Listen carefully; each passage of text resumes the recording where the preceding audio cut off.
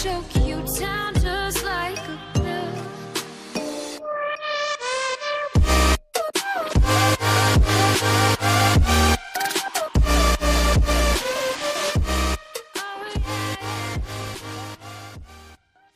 Hey guys and welcome back to Empire. तो सबसे पहले तो अगर आपने इसका 10th एपिसोड नहीं देखा है तो मैंने वो आज सुबह ही अपलोड कर दिया था, लेकिन कुछ ज़्यादा वीडियो अपलोड करने की वजह से नोटिफिकेशन सभी के पास नहीं पहुंचता, तो आप जाकर उसे देख लेना। तो अब तक कहानी में आपने देखा कि हल्कलिंग कैप्टन मार्वल को वो हैमर पकड़ने के लिए बोलता है जो पहले रोनन का था, और अब कैप्टन मार्वल नई एक्यूजर बन चुकी है। सोलर सिस्टम में कहीं दूर एक कुटाटी शिप अलायंस की शिप के ऊपर हमला कर रही है। एक सोल्जर कमांडर से कहता है कि हमारी शील्ड 0% पे है, हमारे सारे वेपन्स काम करना बंद कर चुके हैं, अगर हमारे ऊपर एक और बार ऐसा हमला हुआ तो हम मारे जाएंगे। कमांडर बोलते हैं, और क्या वो अब भी हमारे सरेंडर करने की बातों को इग्नोर कर रहे हैं? सोल्जर ने कहा, उनका कोई रिस्पॉन्स नहीं आ रहा। कमांडर कहते हैं, तब तो हमारी किस्मत फिक्स हो चुकी है, तुम्हारे साथ लड़ना एक सम्मान की बात थी। लेकिन तभी एक सोल्जर ने कमांडर को बताया कि कोई चीज बड़ी तेजी से उनकी तरफ आ रही है, जिस पे कमांडर कहते हैं कि हमारे पास ना तो पावर है और ना ही हथियार है, इसलिए हम कुछ नहीं कर सकते। लेकिन सोल्जर ने कहा कि वो चीज हमारी तरफ नहीं आ रही, बल्कि उस कुटाटी शिप की तरफ आ रही है। गाइस, कैप्टन मार्वल थी, उसने आते ही अपने हैमर से उस कुटाटी शिप के 2 टुकड़े कर दिए। वो लोग ये सब देखकर हैरान थे। फिर कैप्टन मार्वल इन्हें कुछ इशारा करती है, वो शिप के पीछे गई और अपने हैमर की पावर से शिप की पावर्स को फिर से चालू कर दिया। उनकी पावर फुल हो चुकी थी। कमांडर ने कहा कि एक्यूजर ने हमारी जान बचा ली, कमांड शिप की तरफ एक मैसेज भेजो और उनसे कहो कि हम आर्माडा को ज्वाइन करने के लिए आ रहे हैं। The Kree Skrull command ship. Captain Marvel यहाँ पहुंच चुकी है। हल्कलिंग पूछते हैं, कैप्टन मार्वल, मेरी नई एक्यूजर, क्या खबर है? कैप्टन मार्वल ने कहा, मुझे एक शिप मिली थी जिसके ऊपर कुटाटी हमला कर रहे थे, मैंने सिचुएशन को संभाल लिया और शिप की पावर फुल कर दी। इस टाइम वो शिप इसी तरफ आ रही है। हल्कलिंग पूछता है, और क्या तुम्हें कुछ और मिला, कोई जिंदा चीज मिली? कैप्टन मार्वल मना करती है, मैंने काफी दूर दूर तक छानबीन की, मुझे सिर्फ खाली पड़े और डिस्ट्रॉय हो चुके शिप्स मिले। उस शिप के आगे कोई जिंदा नहीं बचा हुआ था। ये बात ध्यान देने की है कि उस शिप के अंदर पावर नहीं थी और वो स्पेस के अंदर ऐसे ही जा रहा था। उन्होंने कुटाटी को अपने सरेंडर करने के लिए मैसेज भी भेजा, लेकिन उनके सारे मैसेज इग्नोर कर दिए गए। हल्कलिंग कहते हैं, समझ गया। और वो कुटाटी शिप, क्या उसके अंदर कोई जिंदा बचा? कैप्टन मार्वल ने मायूस होते हुए कहा, नहीं, कोई जिंदा नहीं बचा। फिर वो जाने लगती है। रास्ते में सुजैन ने उसे रोक कर पूछा, क्या तुम ठीक हो? ऐसा लगता है कि तुम वहाँ कुछ और भी कहना चाहती थी। कैप्टन मार्वल ने कहा, ये हैमर पता नहीं, ये पावरफुल है। सुजैन पूछती है, क्या ये ज्यादा ही पावरफुल है? कैप्टन मार्वल ने कहा, ऐसी बात नहीं है, या फिर हो भी सकता है, पता नहीं। इसे हाथ में पकड़ना काफी सम्मान की बात है और इसे अपने हाथ में रखते हुए मैं कुछ ऐसा नहीं करना चाहती जो क्री लोगों के सम्मान को ठेस पहुंचाए। और इस हैमर को पकड़ने के बारे में कुछ ऐसी चीजें हैं जो मुझे सही लग रही हैं, लेकिन मैं कुछ पक्की तरीके से नहीं कह सकती। सुजैन ने कहा, लगता है कि तुम्हें इस हैमर की आदत पड़ने में टाइम लग जाएगा। तभी थिंग वहाँ पे आया। कैप्टन, वो फिर से आपको बुला रहे हैं, एक बहुत बड़ी प्रॉब्लम आ चुकी है।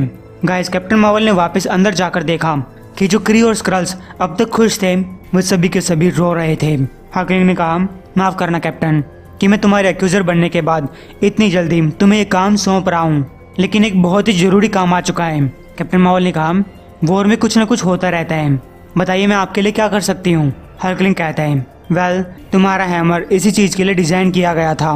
मैं चाहता हूँ कि तुम्हें किसी को एक्यूज करना है। और गाइस, एक्यूज का मतलब होता है किसी के ऊपर दोष लगाना। फिर कैप्टन मार्वल को उस मिशन की तरफ भेज दिया गया, प्लेनेट मार्डेन की तरफ। हल्कलिंग उससे कह रहे हैं, इतनी छोटी सी जानकारी के साथ तैयार होकर जाने के लिए शुक्रिया। जो अब मैं तुम्हें बताने वाला हूँ वो हमारे अलायंस के लिए बहुत ही खतरनाक हो सकता है, और मैं ये सब बात खुले में डिस्कस नहीं करना चाहता था। ये चीज बहुत ही जरूरी है कैरोल, बहुत सारे प्लैनेट्स हमारी तरफ देख रहे हैं। क्री और स्क्रल अलायंस की अभी बस शुरुआत ही हुई है। ये रिश्ता काफी नाजुक है, एक गलत चाल और ये रिश्ता हमेशा हमेशा के लिए टूट जाएगा। तुम्हें हम सभी के लिए ये काम करना होगा। तुम्हें प्लेनेट मार्डेन पे जाने के बाद किनाल नाम का एक शहर दिखाई देगा, या फिर इसके खंडर दिखाई देंगे। ये एक एक्सपेरिमेंटल शहर था, अपने टाइप का पहला। तुम इसे एक सेंचुरी मान सकते हो। ये एक ऐसी जगह होना था जहाँ क्री और स्क्रल्स एक दूसरे के साथ शांति से रह सकें। किनाल शहर हमारा फ्यूचर होना था, लेकिन अब ये राख बन चुका है, और इसे राख बनाने वाली हमारी खुद की एक सोल्जर है, एक क्री सोल्जर। अभी तक तो हमारी फोर्सेस ने उसे घेर रखा है, लेकिन जिस छोटे से ग्रुप को उसे कैद करने के लिए भेजा गया था वो अभी तक नाकामयाब रहा है। मैं चाहता हूँ कि तुम वो काम पूरा करो। मैं चाहता हूँ कि तुम हम सभी को न्याय दिलाओ। गाइस, कैप्टन मार्वल ने वहां जाकर देखा कि वो पूरा शहर तहस नहस हो चुका है। कैप्टन मार्वल सोचती है, जब मुझे ये हैमर ऑफर किया गया था तब मैं इस हैमर का यूज करने के लिए इसीलिए राजी हुई क्योंकि आने वाली लड़ाई में इसकी जरूरत पड़ सकती है, लेकिन शायद इसीलिए भी क्योंकि मुझे पता था कि इसका यूज करना कैसा होता है। इसका पुराना मालिक रोनन ये काफी बेस्ट सोल्जर था। गाइस, वो आगे जाकर देखती है कि अलायंस के कुछ सोल्जर्स किसी चीज के ऊपर हमला कर रहे हैं और उल्टा उनके ऊपर जवाबी हमला हो रहा है। वो सोचती है इस हैमर के बारे में बहुत सारी चीजें हैं जो मैं नहीं जानती कि ये कैसे काम करता है और मैं इसका यूज करके क्या क्या कर सकती हूँ और ये क्या क्या नहीं कर सकता। केवल एक बेवकूफ सोल्जर ही ऐसे हथियार का यूज करना चाहेगा जिसके बारे में उसे कुछ नहीं पता। कैप्टन मार्वल ने उनसे कहा, मैं यहाँ तुम लोगों की मदद करने के लिए आई हूँ। वो सोल्जर्स कैप्टन मार्वल के सामने झुकते हैं और उन्होंने कहा, हमने अपने कमांडर को सिग्नल भेज दिया है, वो यहीं आ रहे हैं। फिर कमांडर वहाँ आया। कैप्टन मार्वल कह रही है, तुम लोगों ने उसे घेर लिया है लेकिन तुम आगे नहीं बढ़ पा रहे।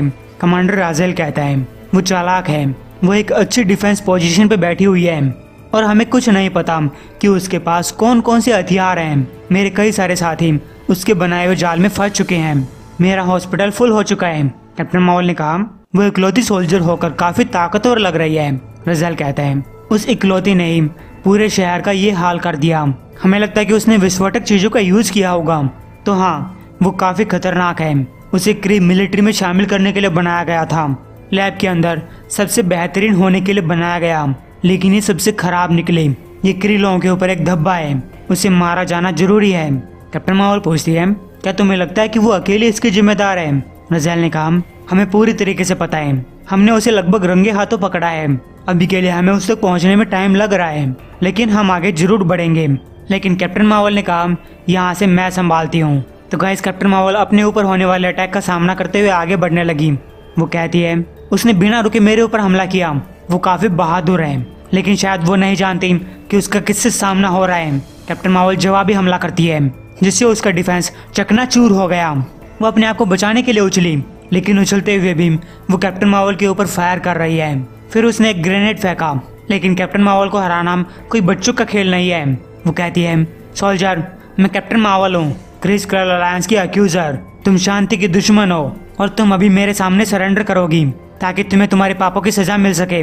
तभी वो सोल्जर अपने हाथ उठाते हुए आगे आती है।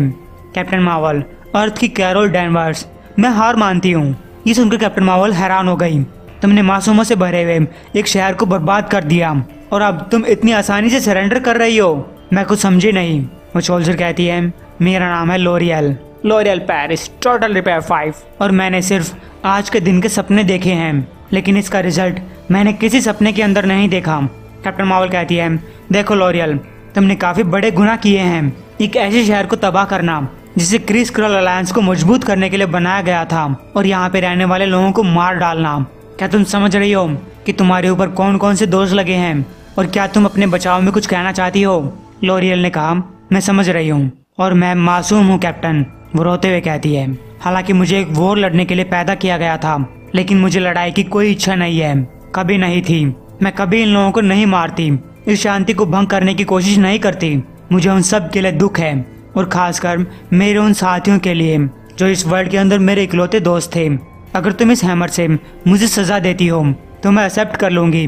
मैं जानती हूँ कि तुम सिर्फ वही कर रही हो जो करने के लिए तुमसे कहा गया है। गाइस, कैप्टन मार्वल उस हैमर का इस्तेमाल करती है। साथ ही वो सोच रही है, मैंने ऐसा तो कभी एक्सपेक्ट नहीं किया था।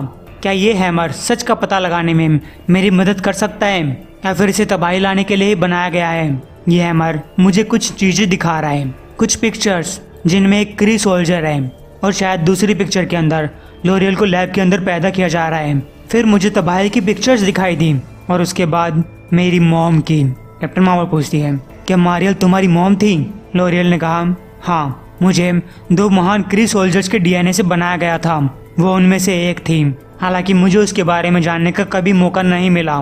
कैप्टन मार्वल ने कहा, तब तो तुम मेरी आधी बहन हो, लेकिन तुमने मुझे पहले कुछ क्यों नहीं बताया?